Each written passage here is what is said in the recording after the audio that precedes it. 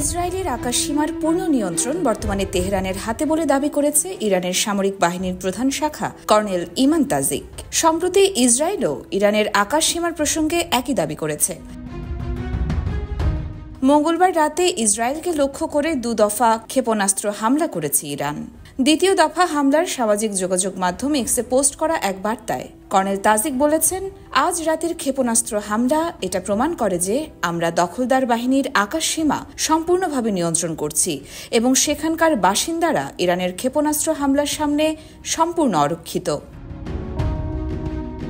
এর আগে মঙ্গলবার রাতে ইরানের সর্বোচ্চ নেতা আয়াতুল্লাহ আল খামেনি ইসরায়েলের বিরুদ্ধে যুদ্ধ ঘোষণা করেছে।